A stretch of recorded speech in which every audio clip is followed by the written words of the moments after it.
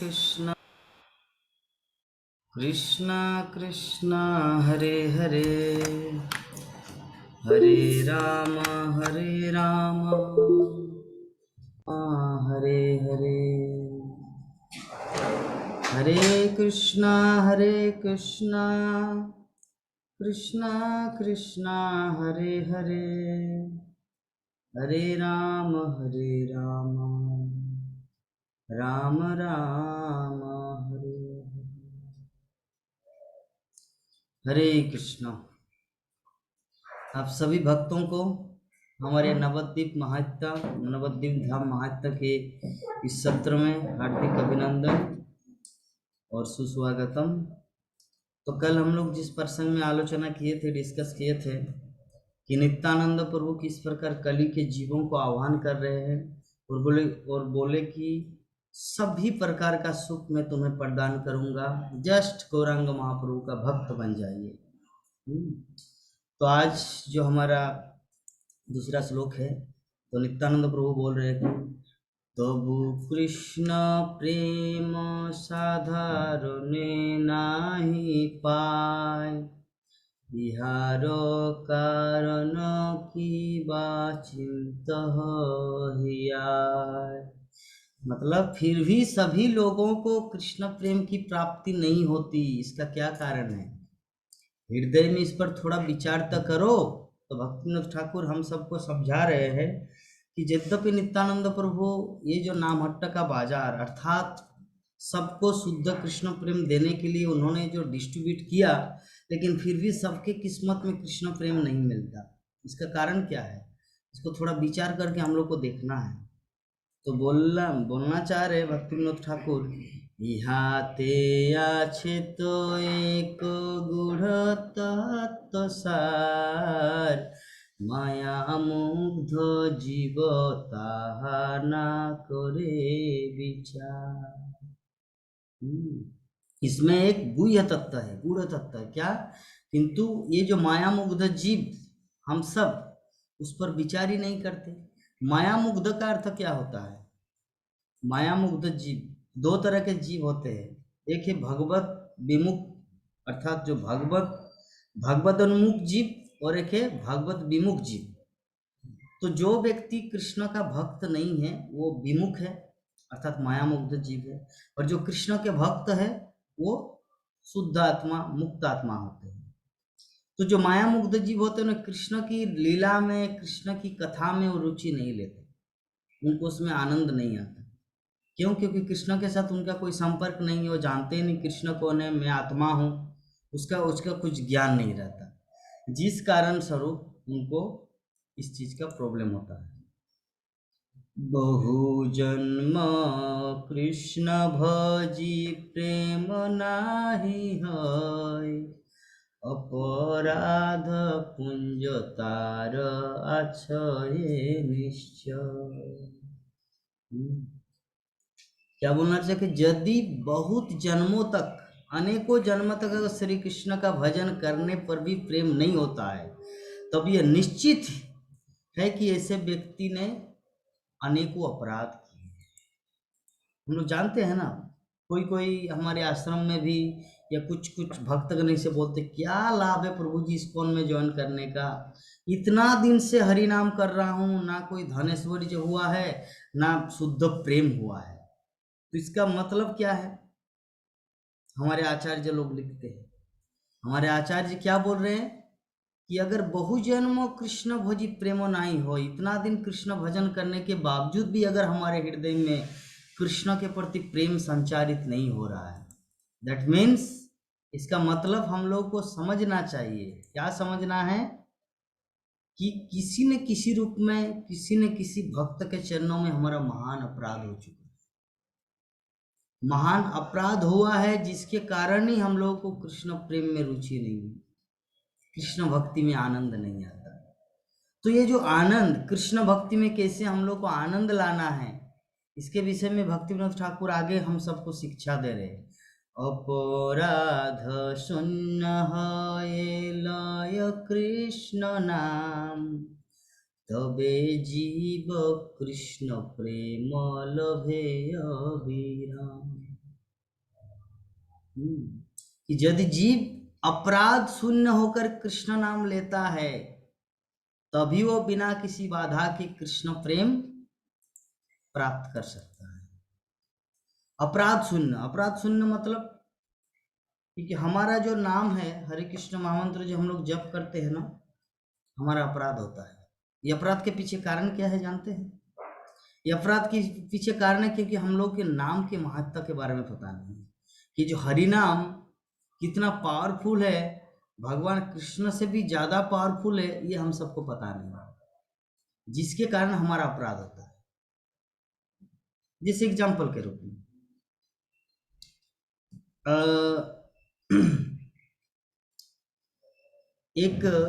एक माताजी आए थे मायापुर में 2 दिन पहले, तो मैं मंदिर में उसको जब ऐसे बुलाया, माताजी आपसे थोड़ा बात करना है, तो मेरी तरफ ध्यान तक नहीं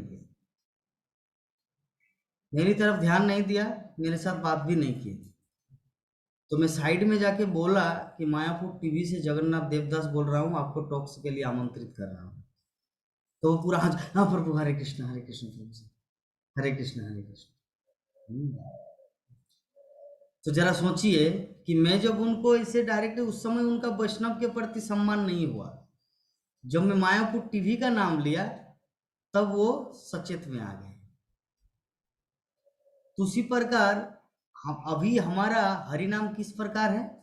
अभी हमारा हरिनाम उस अनजाने व्यक्ति की तरह है कि जब बुलाए माता जी थोड़ा आइए आपसे बात करना है, जब बोले तब वो नहीं आए, लेकिन जब बाद में जब अपना परिचय दिया कि हरिनाम नहीं, ये साक्षात भगवान है, मतलब मैं मायापुर टीवी से बोल रहा हूँ, तब वो सचेत हो गए।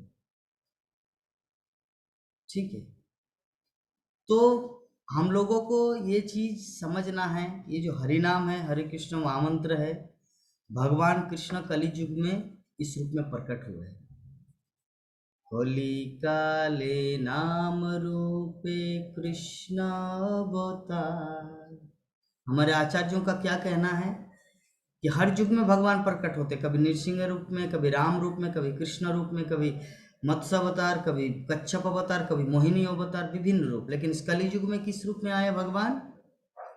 होली काले नाम रूपे कृष्ण अवतार। नाम अर्थात हरे कृष्ण कृष्ण कृष्ण हरे हरे, हरे राम राम राम हरे हरे। ये जो महामंत्र है, इस महामंत्र के रूप में भगवान श्री कृष्ण इस धराधाम में प्रकट हुए हैं। तो जब हम लोग को पता चलेगा ये नाम कोई 16 नाम 32 अक्षर, कोई अल्फाबेट वर्णमाला स्वरवर्ण व्यंजन में ना, ये शब्द नहीं है, ये कौन है? साक्षात श्री कृष्ण है। जब हम लोग को समझ में आएगा तो स्वयमेव हमारा नाम अपराध नहीं होगा, तब क्या होगा? शुद्ध नाम होगा, क्योंकि आनंद आएगा जीवन में।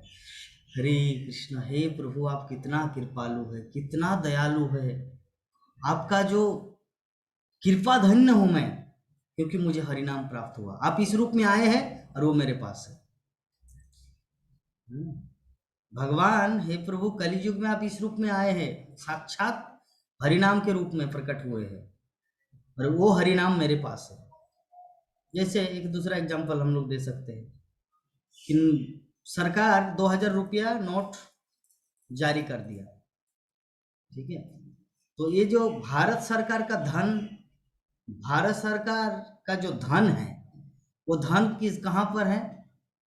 भारत सरकार का धन है नोटों में। 500 रुपये का नोट हो, 2000 रुपये का नोट हो, 100 रुपये का नोट हो, नोटों में है। और वो नोट अगर हमारे पास है तो हमारे पास धन है।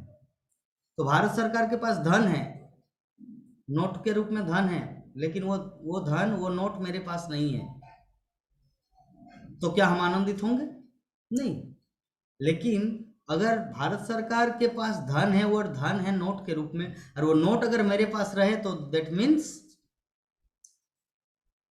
हमको आनंदित होना है। उसी प्रकार भगवान श्री कृष्ण का जो धन है, प्रेम रूपी धन,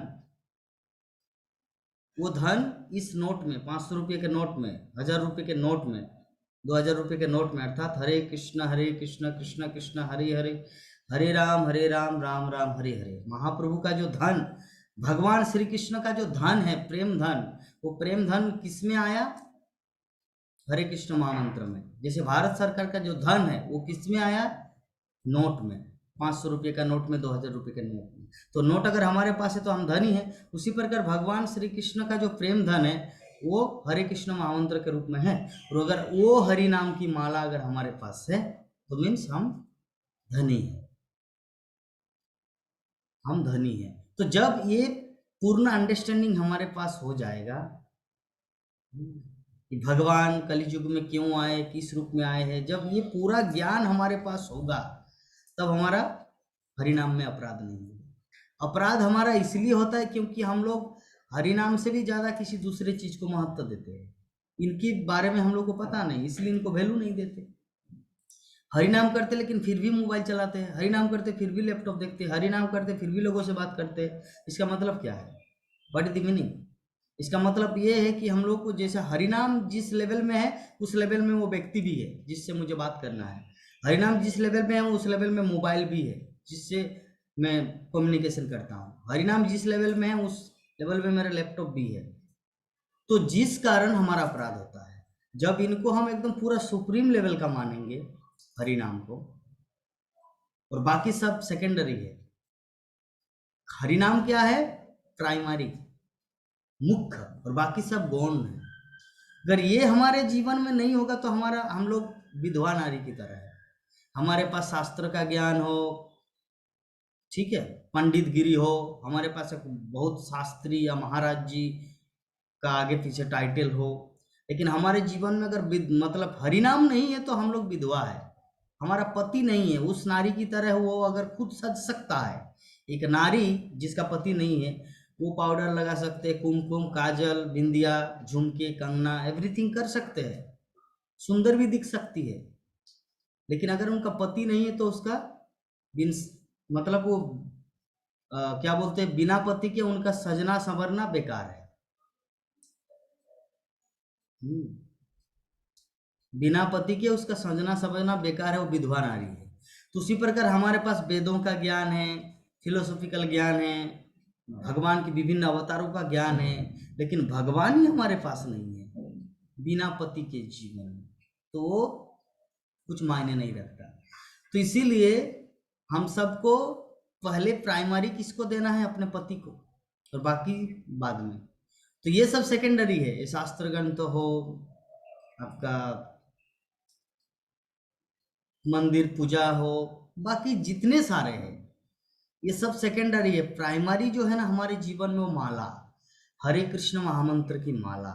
तो ये जो हरे कृष्ण महामंत्र की माला जो हम लोग जप करते हैं, इसमें ये जो हमारी माला है हरे कृष्ण कृष्ण कृष्ण हरे, ये जो माला है यही हमारे जीवन का श्रृंगार है। ये अगर किसी के पास नहीं है तो उनके पास कितना भी ज्ञान है वो विधवा नारी के श्रृंगार जैसा है। लेकिन ये अगर किसी के पास है तो वो जितना भी श्रृंगार करे उनके लिए अच्छा है। अगर किसी के पास हरि नाम है और उसके बाद वो शास्त्रों का अध्ययन करता है, शास्त्रों की बात दूसरों को बताते हैं, तो वो सजता है या वो अनुकूल है। लेकिन इसके विपरीत हमारे पास कुछ भी हो, लेकिन ये अगर नहीं है तो विधवा नारी है। हम समझ गए तथ्य को? तो अपराध शून्य होए लव कृष्ण नाम, तबे जीव कृष्ण प्रेम लोभे अभिराम। अपराध बहु जन्म कृष्ण भजी प्रेम नाई होय, अपराध पुंजतार आछय निश्चय। तो अनेक जन्मों तक हम लोग कृष्ण भजन करेंगे लेकिन फिर भी कुछ काम नहीं है, फायदा नहीं है अगर हम अपराध युक्त नाम करें तो। किंतु इस अपराध रहित अगर नाम करेंगे तो कृष्णा इजीली हम सबको प्राप्त होगा। जो एग्जाम्पल 2-3 एग्जाम्पल दिए, इससे बड़ा एग्जाम्पल नहीं हो सकता। जो नोट का एग्जाम्पल दिए, भारत सरकार के पास धन है, वो धन अगर हमारे पॉकेट में है तो इसका मतलब क्या है? हमको आनंदित होना है। उसी प्रकार भगवान श्री कृष्ण नोट छाप दिए इस कलियुग में कि मैं अवतार लूंगा, किस रूप में? हरिनाम के रूप में। वो हरिनाम अगर हमारे जीवन में है तो हम लोग को सुखी होना है, आनंदित होना है। तो ये तथ्य का ज्ञान जब हमारे पास होगा ना, तब हम लोग कोई भी सेकेंडरी चीज में उतना हाथ नहीं बटाएंगे। पहले इसको ध्यान से आनंद के साथ जप करेंगे, क्योंकि साक्षात भगवान है। और भगवान के साथ हम लोग को कैसा व्यवहार करना है? डुप्लीसिटी, कपट नहीं, निष्कपट भाव से। जैसे हमारा एक पति है कि एग्जाम्पल, एक पति है, तो अगर पत्नी अगर किसी दूसरे प्रेमी के साथ वो आलिंग कर रहे पति से, आलिंगन कर रहे पति से, और पीछे तरफ जैसे एग्जाम्पल ये मोबाइल है, ठीक है, तो मैं ऐसे आलिंगन कर रहा हूँ और मेरे पीछे तरफ ऐसे मैं किसी के साथ वीडियो कॉल कर रहा हूँ, किसी के साथ चैट कर रहा हूँ, एग्जाम्पल एसएमएस कर रहा हूँ, किसके साथ? प्रेमी के साथ। तो पति के साथ गद्दारी हो रहा है ना? पति के साथ गद्दारी हो रहा है, पति सोच नहीं पा रहा है, समझ नहीं पा रहा। तो क्या कृष्ण जो हमारे ओरिजिनल पति है, क्या वो मूर्ख है? क्या अंतर्जामी नहीं है वो? क्या वो नहीं जान पा रहे? यही कारण है हमारे भक्ति जीवन में प्रगति नहीं है, क्योंकि हम लोग अपने आप को इतना बड़ा इंटेलिजेंट मानते हैं, इतना बुद्धिमान मानते हैं कि कृष्ण से भी हम लोग छल कपट करते हैं। अरे कृष्ण क्या समझेंगे, चलो साथ साथ में थोड़ा मोबाइल भी चला लेते हैं, चलो साथ साथ में थोड़ा उनसे बात भी कर लेते हैं। नहीं, ये करना है 16 माला जप के बाद। लेकिन जो 16 माला हमारे गुरुदेव, हमारे आचार्य जो हमारे लिए स्पेसिफिक मेंशन की, वो 16 माला एकदम पूर्ण रूप से एकांत भाव से जपना है, सिर्फ कृष्ण का स्मरण करें, क्योंकि कृष्ण अंतर्जामी है और वो निष्कपट व्यक्ति को ज्यादा पसंद करते हैं। तो हमारे हृदय में अगर कोई दूसरे भाव चलता है और भगवान के साथ अगर आलिंगन करे भी, फिर भी भगवान को आनंद नहीं दे सकता, क्योंकि हम सबको पता है प्रेम जो है ना ऑटोमेटिक प्रकाशित होता है। किसी के हृदय में अगर सच्चा प्रेम रहे किसी के प्रति, तो वो ऑटोमेटिक प्रस्फुटित होता है, और झूठा प्यार प्यार रहता है तो वो भी सामने प्रकट हो जाते हैं, है ना? दोनों चीज सामने प्रकट होता है। तो हम लोगों को भगवान के साथ कैसा व्यवहार करना है, किस तरह का रिलेशन रखना है, कपट या निष्कपट? अगर कपट करेंगे तो कृष्ण का कुछ नुकसान नहीं होगा, नुकसान होगा हमारा, क्योंकि कृष्ण के पास सब कुछ है। लेकिन निष्कपट होंगे तो कृष्ण हम सबको वो सब कुछ प्रदान करेंगे जो हमारी कल्पना से भी परे है। मेरे गुरु महाराज बोलते कि एक जीवन कृष्ण को देखे तो देखो, एक जीवन आप कृष्ण के चरणों में डेडिकेट करके देखो, फिर देखो क्या होता है। तुम जितना कल्पना भी नहीं कर सकते कि कृष्ण तुमको कितना, उससे कई ज्यादा तुमको मिलेगा, कल्पना से परे। ये कृष्ण भक्ति का प्रभाव हमारे आचार्यों की वाणी। तो हमारे आचार्यों की बात को अगर हम लोग इस तरह पूर्णतया डेडिकेट, पूर्णतया समझ सके, तो हमारा भक्ति जीवन बहुत सुगम होगा। हमारे भक्ति जीवन में किसी भी तरह की बाधाएं, विपत्तियां नहीं आएंगी, ठीक है? तो अपराध शून्य होकर हम लोग को नाम जपना है। ये चीज का मैं उदाहरण दिया कि साधारण से साधारण पति जब समझ सकता है कि मेरी पत्नी दूसरे के साथ प्रेमी बनाए हैं पति रहते हुए, तो उनको वो पूरा प्रेम मिलता नहीं, वो अनमोटिवेटेड हो जाते हैं, उनको पूरा इंस्पिरेशन मिलता नहीं। क्योंकि पत्नी का सच्चा प्रेम अगर हो तो स्वयं वो छलकता है, प्रकट होता है। लेकिन जब कोई ड्रामा करते हैं तो सामने वाला व्यक्ति समझ जाता है, ठीक है? तो जब ऐसा कर, तो जब साधारण से साधारण व्यक्ति ये समझ सकता, तो कृष्ण तो परम पुरुषोत्तम भगवान, अखिल विश्व ब्रह्मांड के मालिक, परमात्मा, अंतर्जामी जनार्दन है, वो सब कुछ जानते हैं। इसलिए मेरे गुरु महाराज एक बार एक क्लास में बोले थे कि जितने सारे भक्तगण इस्कॉन में ज्वाइन किए और बाकी जितने सारे कृष्ण भक्त हैं इस दुनिया में, ठीक है, वो जीवन में आनंद नहीं पा रहे, वो जीवन में भक्ति का प्रचार प्रसार नहीं कर पा रहे। इसके पीछे एक सबसे जो मेन कारण है ना, वो ये है कि या तो कृष्ण को धोखा दे रहा है, पहला। दूसरा, या तो किसी न किसी के चरणों में उनका अपराध हुआ है या हो रहा है। किसी न किसी के चरणों में अपराध हो रहा है, और दूसरा बात, वो कृष्ण को धोखा दे रहे हैं। तो जो कृष्ण को धोखा देंगे और वैष्णव के चरणों में अपराध करेंगे, उसका जीवन में तरक्की संभव नहीं है। तो ये चीज हमारे जीवन में भी लागू हो सकता है, कि हो रहा है। हम लोग अगर जीवन में प्रगति नहीं किए, दुनिया के सामने हम लोग अपने आप को रिकॉग्नाइज डिवोटी के रूप में प्रस्तुत नहीं कर पाए, दैट मीन्स हमारे अंदर फॉल्ट्स, कुछ ना कुछ गलती है। कुछ ना कुछ त्रुटि हो रही है हमारे जीवन में, जिसके कारण हम लोग जीवन में आगे नहीं बढ़ पा रहे। वो चीज हम लोग को दिखाई नहीं दे रहा है ना। जैसे एक टीचर टीचर को पता है कि कौन सा स्टूडेंट पास करेंगे और कौन सा स्टूडेंट फेल करेंगे, क्योंकि टीचर के पास वो नॉलेज है, वो अनुभव है कि जब वो क्लास में पढ़ाते हैं तो बच्चे का मेंटेलिटी एटीट्यूड के माध्यम से उनको पता चल जाता है कि ये सेकंड करेगा या फास्ट करेगा या फेल करेगा। लेकिन बच्चा ये चीज नहीं समझता है। बच्चा क्या, अरे टीचर के पास थोड़ी ज्ञान है कि मैं फेल करूंगा या पास करूंगा। वो क्या ज्योतिष है, क्या भविष्य के बारे में जानते हैं? वो ज्योतिष नहीं है, लेकिन उनके पास अनुभव है कि ये करने से ऐसा होता है, ये करने से ऐसा होता है। उनके पास ये नॉलेज है, अनुभव है। तो उसी प्रकार जो हमारे आचार्य है ना, हमारे गुरुदेव है, श्रील प्रभुपाद है, उन लोगों के पास अनुभव है। उस अनुभव के आधार पर वो चीज बोले हैं कि हमारे जीवन में अगर कृष्ण भक्ति में तरक्की नहीं हो रहा है तो इसका दो कारण है। पहला, या तो कृष्ण को हम लोग धोखा दे रहे, दूसरा या तो हम लोग किसी न किसी भक्त के चरणों में अपराध किए। और ये होता है, ये होता है। कितने बड़े बड़े स्पीकर हम देखे हैं, बहुत घमंड है, बहुत अहंकार है। उसका निंदा नहीं करना चाह रहा हूँ, लेकिन धन्य है मेरे गुरु महाराज श्रीमद् भक्ति चारू स्वामी गुरु महाराज। एक छोटे से बच्चे से लेकर बूढ़ा तक सबका सम्मान करते हैं।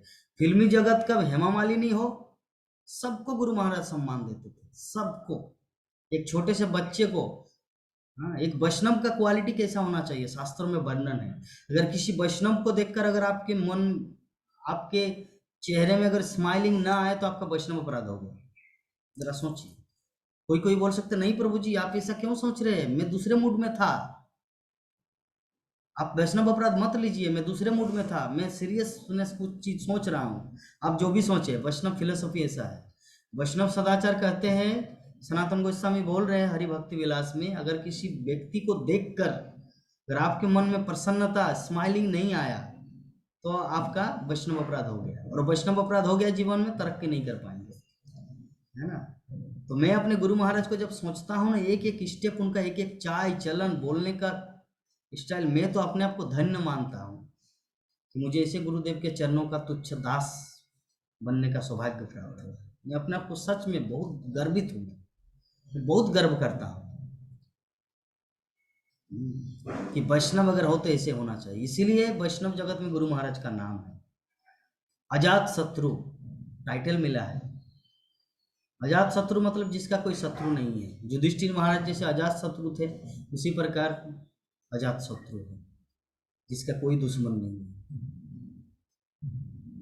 तो ऐसे वैष्णवों को देखकर हमारे जीवन को भक्ति में आगे बढ़ाना है। कोई कोई सोच सकता है प्रभु जी युधिष्ठिर महाराज की तरह अजात शत्रु कैसे बनेंगे, वो तो दापर युग की बात है। अरे दापर युग की बात है, ये तो 2020 में मेरे गुरु महाराज चले गए। उनको देखो जीवन में किस तरह आदर्श दृष्टांत हो, घोर घोर कली युग में।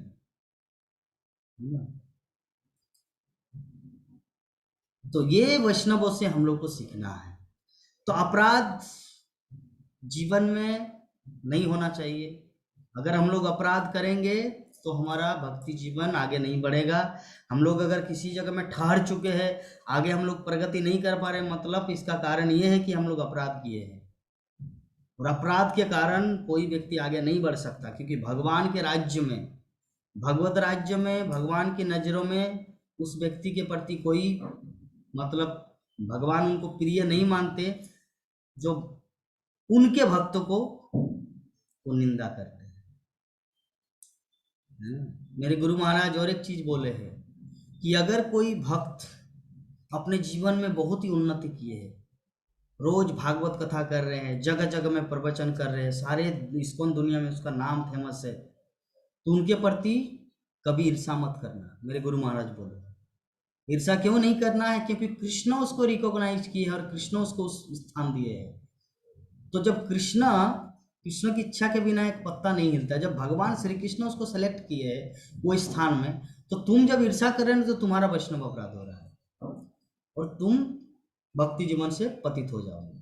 इसीलिए जो जिस स्थान में है, तो तुम भी ऐसा कुछ करो कि भगवान तुमको भी रिकॉग्नाइज करेंगे, भगवान तुमको भी उस जगह में बैठाएंगे, है ना।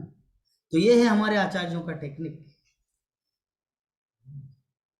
कि जीवन में इसीलिए तो कहा जाता है तद विद्धि परिपातेन परिप्रश्न सेवया। ये जो जगत में चलने के लिए क्या करना है, कैसे रहना है, ये हमारे आचार्य सिखाते हैं। भगवान श्री कृष्ण इसे ही नहीं बोलते कि तद विद्धि परिपातेन, नहीं तो वो श्लोक को भगवान श्री कृष्ण काट देते। 759 श्लोक नहीं होता, 699 वाला श्लोक रहता। 700 श्लोक देने का जरूरत नहीं। अगर कृष्ण ही अपने आप को मानते आ रहे तो गुरु के पास जाने की जरूरत नहीं। मैं गुरु हूँ, परम गुरु Krishna the supreme personal godhead. तद्विद्धि परिपातेन परिपक्षन सेवया उपदेक्षित ते ज्ञानम ज्ञानेन तदर्शिना। करने का जरूरत नहीं, छोड़ो तो आप भगवत गीता पढ़ो, मैं आपका परम गुरु हूँ। भगवान श्री कृष्ण ऐसा क्यों नहीं बोला? क्यों? क्योंकि इसीलिए नहीं बोला क्योंकि आचार्य जो होते हैं ना, आचार्य मतलब अपने आचरण के द्वारा जगतवासियों को शिक्षा देते हैं। वो देश काल परिस्थिति को समझते हैं। तो शिल प्रभुपाद हमारे गुरुदेव, शिल प्रभुपाद के गुरुदेव भक्ति सिद्धांत सरस्वती ठाकुर, उनके गुरुदेव, फिर उनके गुरुदेव, ये जो गुरु परंपरा देश काल परिस्थिति को समझते हैं और उस अनुसार प्रचार करते, उस अनुसार दूसरे लोगों को शिक्षा देते हैं। तो इसीलिए भगवान श्री कृष्ण वहां पर जोर गले में बोले थे, तद्विद्धि परिपातेन परिप्रश्नेन सेवया उपदेक्षिन्ते ते ज्ञानम ज्ञानिन तत्त्वदर्शिनः। और शिल प्रभुपाद ये जो स्वतः उपनिषद का एक जो श्लोक है, जो श्लोक इतना फेमस है, मुझे याद नहीं आ रहा कि यथा गुरु तथा, मतलब जिस तरह एक भक्त का कृष्ण के प्रति जितना प्रेम होता है, वो सेम प्रेम अगर गुरुदेव के प्रति हो, यथा देवे तथा गुरु कथिता तस्य तें, इस तरह का श्लोक है कि जितना प्रेम गुरुदेव के प्रति है, जितना प्रेम कृष्ण के प्रति, उतना प्रेम गुरुदेव के प्रति होना चाहिए, भक्त के प्रति होना चाहिए। तो शास्त्रों का पूरा परपोट, शास्त्रों का पूरा रहस्य, पूरे वैदिक ग्रंथों का पूरा रहस्य उनके हृदय में प्रकट हो जाता है, उसके हृदय में प्रकट हो जाते हैं। तो इसीलिए हम लोगों को आचार्यों की वाणी को सुनना पड़ता है, क्योंकि आचार्य लोग जो होते हैं ना, परम गुरुदेव हमारे, वो जगत में हाँ, ये श्लोक इस पर उपनिषद का श्लोक है, जस्य देवे परा भक्ति यथा देवे तथा गुरु तस्यैते कथिता ही अर्थ प्रकाशन्ते महात्मन, प्रकाशन्ते महात्मन। तो यहाँ पर क्या बोल रहे हैं कि जस्य देवे परा भक्ति यथा देवे तथा गुरु तस्य महात्मन कथिता। तो ये आपका स्वतः उपनिषद का 6ठ अध्याय का श्लोक है कि जस्य देवे परा भक्ति, मतलब हमारा प्रेम जितना कृष्ण के प्रति है, यथा देवे तथा गुरु, मतलब जितना कृष्ण के प्रति है उतना ही मात्रा में अगर गुरुदेव के प्रति हो। तो क्या बोल रहे हैं, तस्यते कथिता ही अर्थ। तो शास्त्रों का जो परपोट है, शास्त्रों का ही अर्थ, अर्थ मतलब पूरा मीनिंग। हम लोग शास्त्र तो हर कोई पढ़ता है, पूरा शास्त्र का श्लोक कंठस्थ है, लेकिन देश काल परिस्थिति में उसको अप्लाई करना पता नहीं। क्यों?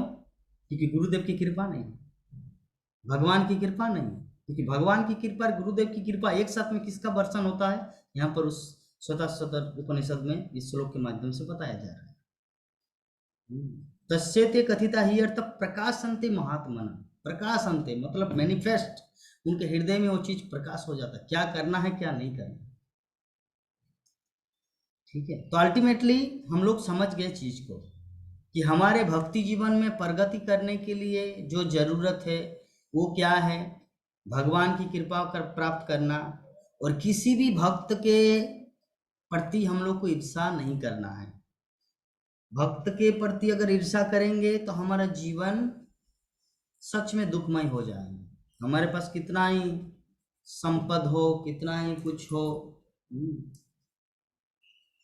तो इसका हिंदी मीनिंग जो हम आप लोगों को बताए, ये श्लोक क्या, जिसके हृदय में ईश्वर के प्रति परम प्रेम तथा परमा भक्ति है, तथा जैसी ईश्वर के प्रति वैसे ही गुरु के प्रति भी हो, ऐसे महात्मा पुरुष, तो जब ये महान विषय बताए जाते तो स्वतः अपने अंतर अर्थों को उद्घाटित कर देते हैं, सचमुच उस महात्मा के लिए स्वतः प्रकाशित हो जाते हैं। तो भगवान का ये जो दिव्य ज्ञान वो प्रकट हो जाते हैं। एक्चुअली आनंद का विषय क्या है जानते हैं? आप सभी भक्तों को मैं एक ही चीज बोल रहा हूँ, ये शास्त्र ग्रंथ क्या चीज है, मैं आप लोग को सरल भाषा में बता रहा हूँ। जैसे एक बच्चा है, ठीक है, तो एक बच्चा वो चले गए अमेरिका पढ़ने के लिए। वो जन्म लेने के बाद कुछ वर्ष के बाद वो उनका जन्म कहाँ पर हुआ? भारतवर्ष में, एक अच्छे ब्राह्मण फैमिली में हुआ, अर्थात संस्कारी फैमिली में हुआ। तो बच्चा चले गए अमेरिका, ठीक है, ध्यान से सुनना, चीज को समझना है। चले गए अमेरिका, तो अमेरिका में जाके वो क्या पढ़ाई किए? वहाँ का MIT, टेक्नोलॉजी, साइंस, इंजीनियरिंग, इस तरह कुछ पढ़ाई करके गर्लफ्रेंड बनाए, उनके साथ संभोग किए, विभिन्न तरह का, सिगरेट पिए, नशा किए, ये सब वो वहां पर जाके किए। अभी कुछ समय के बाद वो चले आए भारत। तो भारत में आने के बाद अपनी माँ के पास आए, तो उनको पता नहीं कि माँ को प्रणाम किया जाता है, उनको ये भी ज्ञान नहीं है। ए मैम, मैं डैडी, ओए डैडी, मैम दो माचिस दो, सिगरेट पियेंगे, इस तरह करके सब, मतलब उनका हैबिट है, उन्होंने ऐसा किया है। अभी माँ का कर्तव्य क्या है? माँ क्या करते हैं? बच्चे को, बेटा आओ मेरे पास, उसको पानी पिलाते हैं, उनको सामने बैठाते हैं और उनको अभी सब कुछ समझा रहे। देखो बेटा, हमारी संस्कृति के अनुसार बच्चे को माता पिता का चरण छूना चाहिए, बच्चे को ऐसा कुछ नहीं करना चाहिए जो अपने माता पिता को दुख पहुंचे, उसको ऐसा कुछ हरकत नहीं करना चाहिए ताकि समाज के लोग उनको बुरा भला कह, अरे उसका लड़का है इसलिए ऐसा हरकत की। तो जब वो माँ जो उनको समझा रहे हैं ना, तो यही समझना शास्त्र है। हम सब जो है ना इस फॉरेन कंट्री में आ चुके हैं, अर्थात इस दुनिया में, ये हमारा तो असली घर नहीं है, हम सबको पता है, ये फॉरेन कंट्री है, विदेश है। तो विदेश में आए हैं और हम लोग अपना जो रियल कल्चर है, भगवत धाम में जो भगवान के साथ जो हम लोग रहते थे, संस्कार क्या करना चाहिए, भगवान को कैसे, ये लाइक दैट, हम लोग वो चीज कुछ पता नहीं है। हम लोग यहाँ पर आके अपनी मन इच्छित जो वस्तु है वो हम लोग कर रहे हैं, चाहे पाप हो या पुण्य हो। अभी भगवान क्या किए हैं? उस माँ के समान, श्रुति को माँ बताया गया, श्रुति, और गुरुदेव को पिता। तो माता और पिता मतलब शास्त्र और गुरुदेव। भगवान इस कलियुग में, कलियुग में नहीं, इस जगत में इस दो रूपों में प्रकट है। इसमें भगवान के अनेक रूप है, तो ये भी एक रूप है। शास्त्र मतलब माँ और गुरुदेव मतलब पिता, ठीक है। तो शास्त्र क्या बोलते हैं? ये बेटा, तुम शरीर नहीं हो, तुम आत्मा हो, तुम पहले भगवत धाम में थे, फिर भगवान के साथ फाइटिंग किए और यहाँ पे चले आए। अभी तुमको भगवत धाम जाने की तैयारी करना है, क्योंकि अभी अगर कृष्ण के पास नहीं जाएंगे ना, तो तुमको नीचे लोगों में जाना पड़ेगा, कुत्ता बनना पड़ेगा, अगले जीवन पशु बनना पड़ेगा, 84 लाख जीव जो नहीं है। इसीलिए एक काम करो, अब बुद्धिमानी के साथ काम करो, मैं जो बोल रहा हूँ उसको ध्यान से सुनो। श्रीनु में परमम वचः, भगवान बोल रहे, सुनो ध्यान से। तो जैसे माँ अपने पुत्र को समझाते हैं, अमेरिका में ऐसा चलता है, भारत में ऐसा नहीं, भारत का संस्कार सीखो, उसी प्रकार भगवान इस शास्त्र के माध्यम से जैसे एक माँ अपने बच्चे को सिखाते हैं, उसी प्रकार शास्त्र ग्रंथ के माध्यम से भगवान हम सबको सिखा रहे हैं कि कैसे रहना है, क्या करना है, क्या नहीं करना है।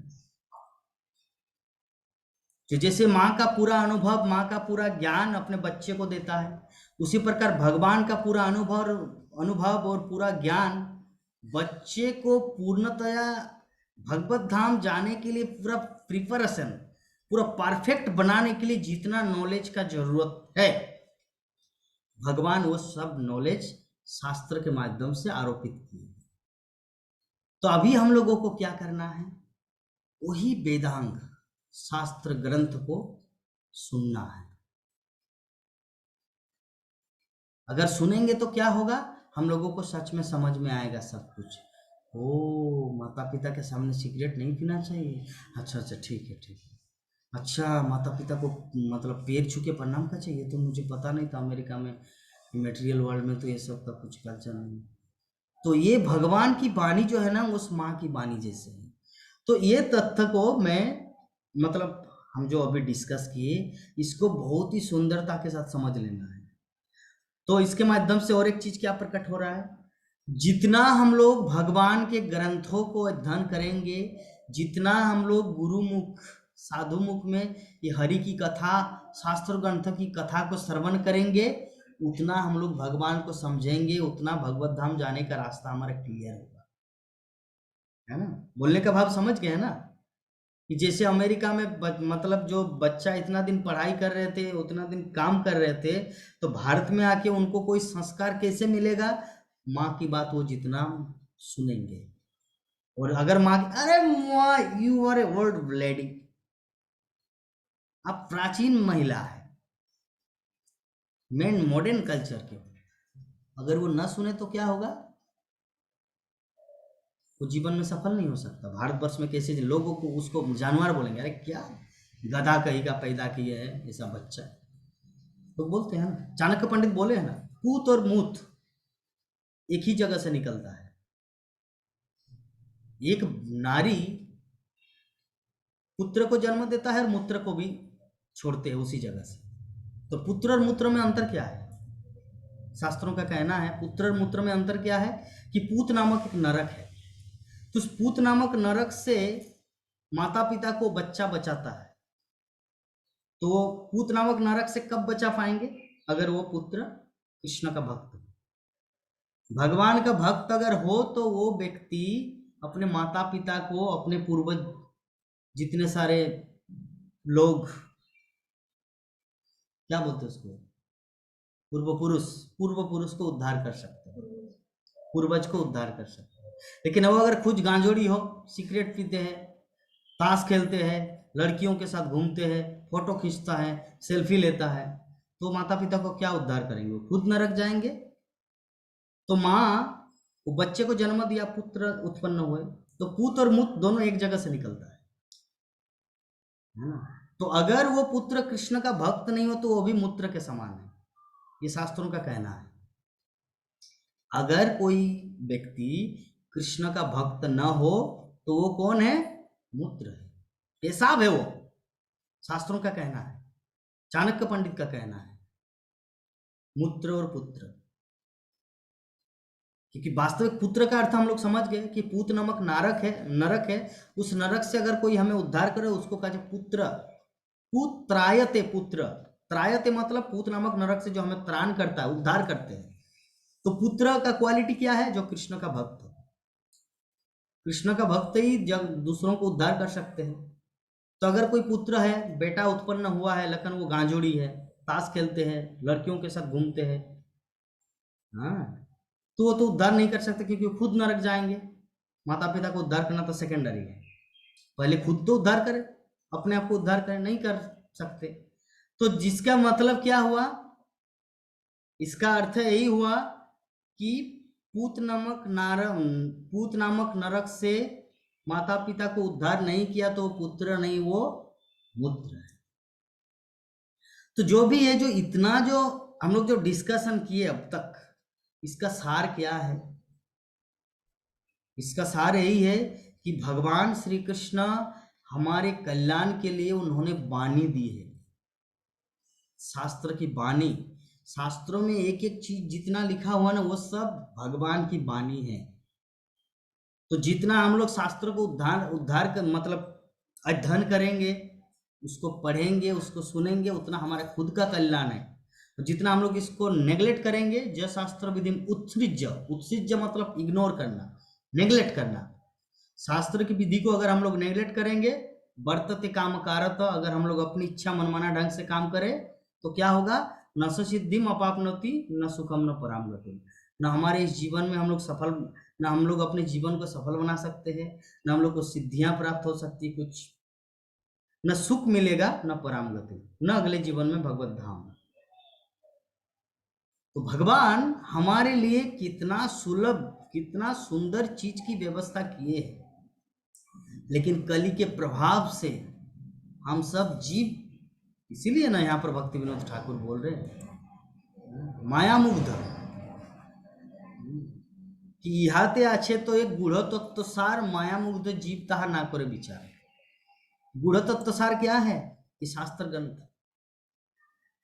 इस कली युग में है, हम लोग इस भौतिक जगत में हैं, ठीक है, लेकिन इसमें गूढ़ तत्व है।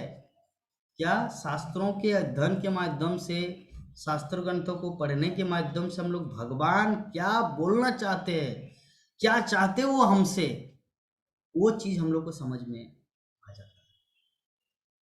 इसीलिए मेरा बोलने का भाव सभी भक्तों को यही है कि जितना हो सके श्रीमद् भागवतम को पढ़ो, श्रीमद् भागवतम का अध्ययन करो, और ऐसे ही किसी जो व्यक्ति अनुभव जिसके पास है, स्वरूप सिद्ध, भगवद गीता में क्या बोले भगवान, उपदेक्षन्ति ते ज्ञानम ज्ञानिनः तत्त्वदर्शिनः। तत्त्वदर्शिनः मतलब जो अध्यात्म तत्व को सरलता के साथ समझा सके, दैट इज कॉल्ड तत्त्वदर्शिनः। तो ऐसे अनुभव भक्तों से सुनना है, सुनने से हम लोग अध्यात्म चीज को समझ पाएंगे और भगवान के धाम को जा सकते हैं और हमारे जीवन को सफल बना सकते हैं, ठीक है। तो इस प्रकार हम लोग समझ गए कि अपराध शून्य होए लोई कृष्ण नाम, तबे जीव कृष्ण प्रेम लोबे अभिराम। अगर चैतन्य महाप्रभु की प्रेम को प्राप्त करना है, लेकिन एक चीज है जो समझने वाली बात जो है, हमारे आचार्यों का कहना है कि चैतन्य महाप्रभु, यद्यपि ये शास्त्रों का कथन है, इसे नाम अपराध नहीं होना चाहिए, अपराध रहित नाम होना चाहिए, तब हम लोग को कृष्ण प्रेम प्राप्त होगा, लेकिन चैतन्य महाप्रभु इतने दयालु है, इतने करुणा निधान है। भक्ति विनोद ठाकुर बोल रहे कि श्री चैतन्य अवतारे बड़ विलक्षण, अपराध सत्य जीव लभे प्रेम धन। मतलब ये इतना कुछ अपराध, नाम अपराध, नामाभास, शुद्ध नाम, ये सब में हमारा, किसमें हम लोग फेल हो जाएंगे, किसमें गिर जाएंगे, किसमें उन्नति करेंगे, किसमें क्या करेंगे, इतना है। लेकिन फिर भी श्रील भक्ति विनोद ठाकुर हमारे आचार्य ये चीज बताना चाह रहे हैं कि चैतन्य महाप्रभु जो है ना, उनके अवतार एक बहुत ही विलक्षण है। ये चैतन्य महाप्रभु का अवतार विलक्षण बात है। अपराध रहने पर भी जीव को कृष्ण प्रेम धन की प्राप्ति हो जाती है। अपराध होता है हमारे जीवन में, ठीक है, क्योंकि हम लोग शुद्ध भक्त अभी तक हुए नहीं और शास्त्र की वाणी को भी पूर्णतया आत्मसात कर नहीं पाए, समझ नहीं पाए कि अपराध क्या है, भगवान क्या है, जीवों के हृदय में कष्ट देने से क्या है, ये सब हम लोग को पता नहीं है, जिसके कारण हम लोग गलतियां कर बैठते हैं। तो चैतन्य महाप्रभु हमारी गलती को नहीं देखते। चैतन्य महाप्रभु अगर कोई हरे कृष्ण महामंत्र का उच्चारण करता है, ओ हरे कृष्ण, बहुत बड़ा साधु हो गया ना, अगर कोई ये भी बोलता है तो महाप्रभु उनको कृपा करते हैं, क्योंकि उसके मुख से हरे कृष्ण नाम तो उच्चारण हुआ, ठीक है। तो कैसे हम लोगों को सिद्धियां प्राप्त होगा? तो भक्ति विनोद ठाकुर बोल रहे कि निताय चैतन्य बोली जय जीव डाके, सुबिमल कृष्ण प्रेम अन्य से ताके। हाँ, कि निताय चैतन्य बोली जय जीव डाके, अगर कोई व्यक्ति हे महाप्रभु, हे नित्यानंद प्रभु, हे गौर निताय, हे निमाय, अगर कोई भगवान श्री कृष्ण अर्थात चैतन्य महाप्रभु को, नित्यानंद प्रभु को जस्ट पुकारते हैं, हाँ निताय, हे चैतन्य कहकर अगर कोई पुकारता है, तो सुविमल कृष्ण प्रेम उसे ढूंढता फिरता रहता है। ना, हम लोग कृष्ण प्रेम को पाने के लिए कितना लालायित थे। हिमालय की गुफा में जाते हैं, तपस्या करते हैं, गोवर्धन परिक्रमा करते हैं, वृंदावन परिक्रमा करते हैं, नवद्वीप मंडल परिक्रमा करते हैं। कितना कष्ट करते, कितना तपस्या करते कृष्ण प्रेम को पाने के लिए। क्योंकि कृष्णा तो ऐसे ही किसी के जीवन में आते नहीं, कृष्ण परीक्षा लेते कि तुम मेरे लिए क्या कर सकते हो। इसीलिए हम लोग कितना कष्ट उठाते हैं, नवद्वीप मंडल परिक्रमा, श्री क्षेत्रपुरी परिक्रमा, विभिन्न चीज, गंगा स्नान, जमुना स्नान, फिर हम लोग को कृष्ण प्रेम प्राप्त होते हैं। लेकिन हमारे आचार्य का कहना क्या है, भक्ति विनोद ठाकुर जो हमारे परम गुरुदेव क्या बोलना चाह रहे हैं, क्या बोल रहे कि निताय चैतन्य बोली जय जीव डाके, सुविमल कृष्ण प्रेम अन्य सोए ताके। मतलब अगर कोई चैतन्य महाप्रभु और नित्यानंद प्रभु का सिर्फ नाम बोलते, हे गौर निताय, तो क्या होता है, कृष्ण प्रेम उसको ढूंढता फिरता है। जैसे एग्जाम्पल कैसे दें, एग्जाम्पल चलिए जियो सिम का उदाहरण है। पहले पहले न पहले या लास्ट में दे, अभी अभी जियो का क्या, जियो सिम प्रत्येक घर में माइक अनाउंस करते हैं, अगर किसी को जियो सिम चाहिए तो एयरटेल से कन्वर्ट करके जियो में बदल सकते हैं, वोडाफोन को कन्वर्ट करके जियो में बदल सकते हैं, ये ऑफर ओनली 2 दिन के लिए है, आइए आइए ओनली 50 रुपये में अपने एयरटेल सिम को जियो में कन्वर्ट करके सुविधा लाभ कर। तो ये जरा सोचिए कि जो जियो है वो तो अपना जो काम है वो तो कर ही रहे हैं, बाकी जितने सारे सिम कार्ड है, सिम कंपनी है, उनसे सबसे बढ़िया फैसिलिटी दे रहे हैं लोगों को, और साथ में घर घर आके भी सिम वितरण कर रहे हैं। तो नित्यानंद प्रभु और चैतन्य महाप्रभु जो है ना, बाकी जितने सारे अवतार है, बाकी जितने सारे युग है, जितने सारे समय गुजर चुके हैं, चैतन्य महाप्रभु नित्यानंद प्रभु जो कृष्ण प्रेम प्रदान कर रहे हैं, नमो महाबदान्याय कृष्ण प्रेम प्रदायते कृष्णाय कृष्ण चैतन्य नामने गौरतीस्य नमः। जो बाकी किसी भी जीवन में जो चीज प्राप्त नहीं हुआ, ये नित्यानंद मतलब महाप्रभु की कृपा से प्राप्त हो रहा, वो कृष्ण प्रेम हम लोग को प्राप्त हो रहा है। ठीक है, सबसे सुप्रीम चीज, और वो भी फ्री में जियो सिम, और वो भी महाप्रभु घर घर आ रहे हैं। निताय, अगर कोई सिर्फ निताय गौर बुलाता है, तपस्या मपस्या केदारनाथ, बद्रीनाथ, वैष्णो देवी, अमरनाथ की गुफा यात्रा कुछ नहीं करता, जस्ट गौर निताय बोलता है। तो भक्ति विनोद ठाकुर बोल रहे हैं कि कृष्ण प्रेम जो है ना, जिसको प्राप्त करने के लिए जीव दौड़ता है, बल्कि कृष्ण प्रेम उनकी ओर दौड़ता है जो चैतन्य और नित्यानंद पुकारता है। तो क्या खजाना मिला है हम सबको, है ना, क्या कृष्ण प्रेम का भंडार प्राप्त हुआ है। इसीलिए हमारे आचार्यों का ग्रंथ पढ़ना चाहिए। हम लोग जो है ना, कुछ कुछ बहुत ही प्राउड फील करते, मुझे वेद पढ़ना है, 4 वेद का ज्ञानी हूं मैं। अरे 4 वेद पढ़ के क्या करेंगे तुम। कोई बोलेंगे मुझे मुक्ता, मणि मुक्ता, हीरा, डायमंड, रत्न मुझे निकालना है, स्वर्ग मतलब समुद्र में जा रहा हूं मैं। तो समुद्र में क्या, अगर वो डूब दे, मैं डुबकी मारे, और क्या वो निकाल सकते हैं? ये संभव है?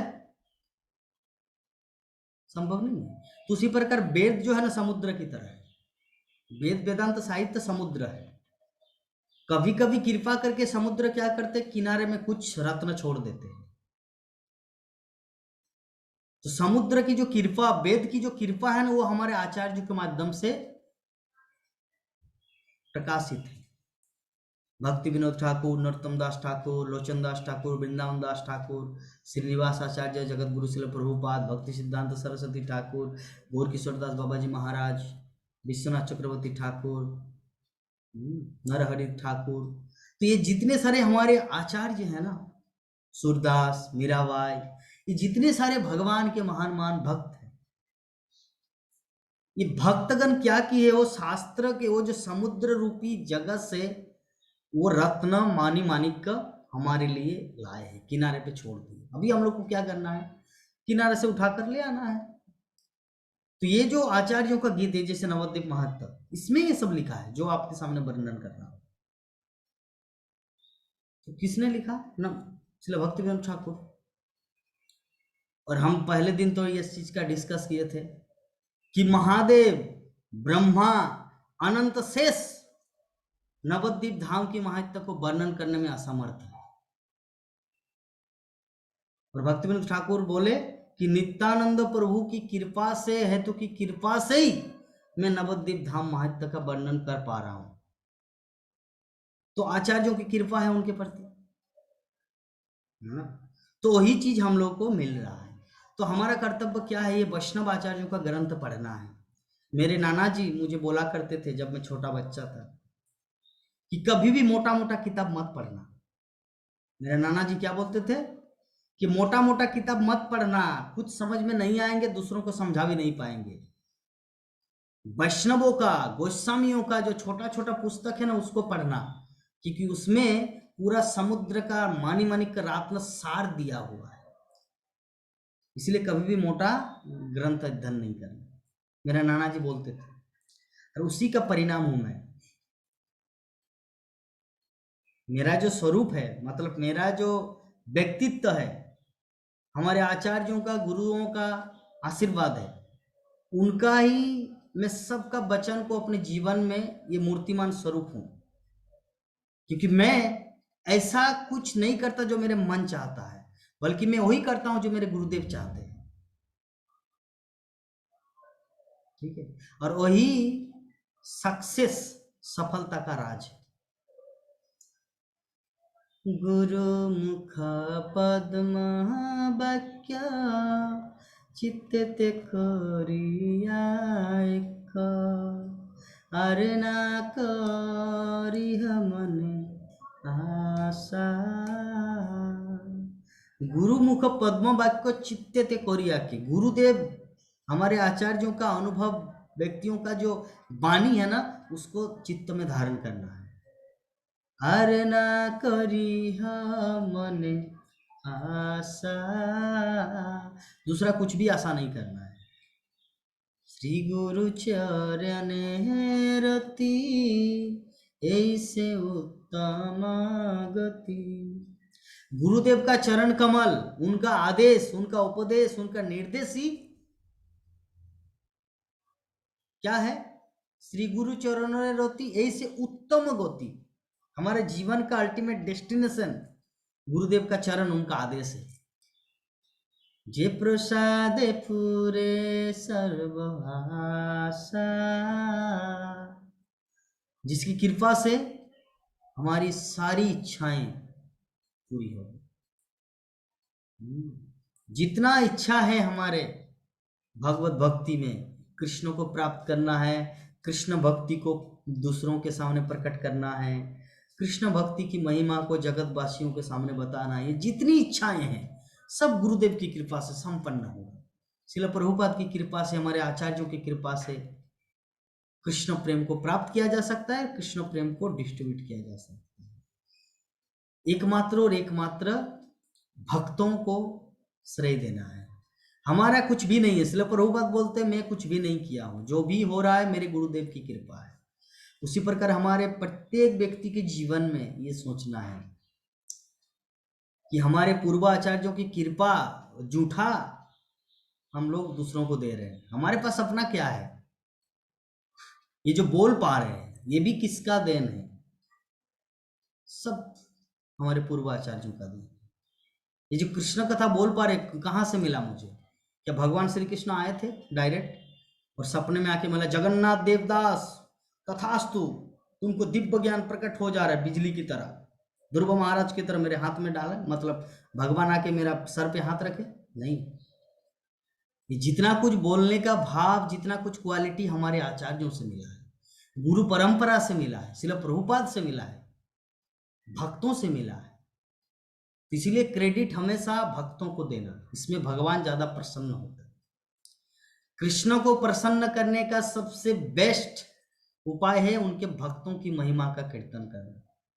क्योंकि कृष्णा अपने भक्तों की महिमा को श्रवण करके बहुत आनंदित होते हैं। कृष्ण को कभी अपना ग्लोरिफिकेशन नहीं चाहिए, लेकिन भक्तगण चाहते हैं कि सर्वदा कृष्ण का ग्लोरिफिकेशन हो। यही कंपटीशन चलता है भक्त और भगवान का। भक्त चाहते हैं कि भगवान का महिमा कीर्तन हो, और भगवान कृष्ण चाहते हैं भक्त की महिमा कीर्तन हो। कभी कभी भक्त बड़े हो जाते हैं, कभी कभी कृष्ण बड़े हो जाते हैं। ठीक है, तो हम लोगों को दोनों का ग्लोरिफिकेशन करना है। तो श्रीमद् भागवतम भक्त और भगवान दोनों है एक साथ।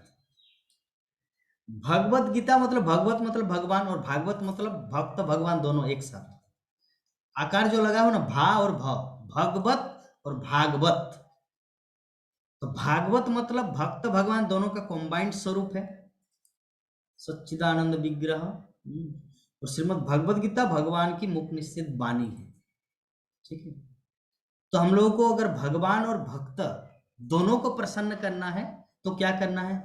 श्रीमद् भागवतम की कक्षा में आना है, श्रीमद् भागवतम को समझना है, भागवतम को पढ़ना है, अध्ययन करना है, और दूसरों को श्रीमद् भागवत सुनने के लिए प्रेरित करना है।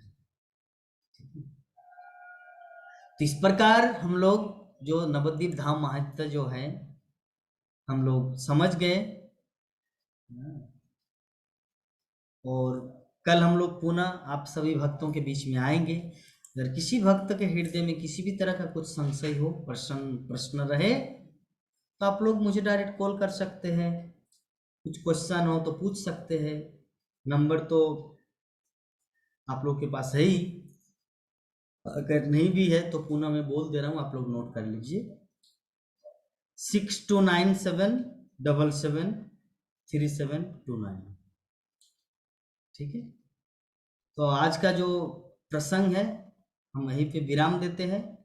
आप सभी भक्तों को बहुत बहुत धन्यवाद जो इस कथा को श्रवण करने के लिए आप लोग अपना समय दिए। ठीक है, हरे कृष्ण।